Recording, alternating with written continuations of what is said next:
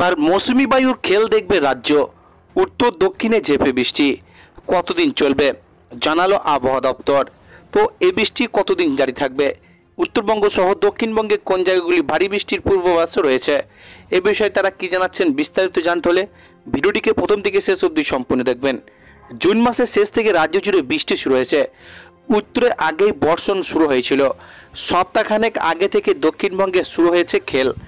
আবহাওয়া দপ্তর জানাচ্ছেন মৌসুমী বায়ু সক্রিয় হয়ে ওঠায় টানা বৃষ্টিতে ভিজেছে বঙ্গ, যার প্রভাবে আবার কমছে আবহাওয়ার ফারদ।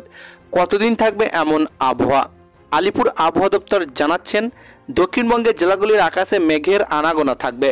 আগামী শনিবার অবধি ভালো রকম বৃষ্টিপাতের সম্ভাবনা রয়েছে। বাংলাদেশ এবং উপকূলবর্তী জেলাগুলিতে ভারী বৃষ্টির সতর্কতা রয়েছে। অন্যদিকে উত্তরবঙ্গে আগামী কয়েকদিন টানা বৃষ্টি হবে বলে জানিয়েছে হাওয়া অফিস।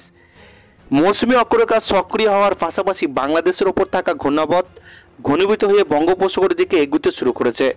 এটি নিম্নচাপে পরিণত হতে পারে বলে অনুমান করা হচ্ছে। সেই সঙ্গে মধ্যপ্রদেশ থেকে মণিপুর অবধি অক্ষরেখা সক্রিয় রয়েছে, যার জেরে রাজ্য জুড়ে মেঘলা আকাশ এবং বৃষ্টিপাত হতে পারে বলে জানানো হয়েছে। আবহাওয়া দপ্তর খবর অনুযায়ী আগামী শনিবার অবধি আবহাওয়া এমন থাকবে।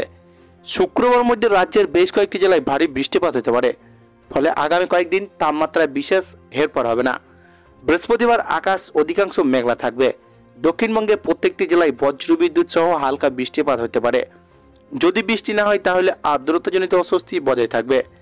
আজ বৃষ্টিতে ভিজতে পারে 24 পরগনা, বীরভূম, নদিয়া, মুর্শিদাবাদ। শনিবার অবধি আবহাওয়া মোটামুটি একই রকমই থাকবে।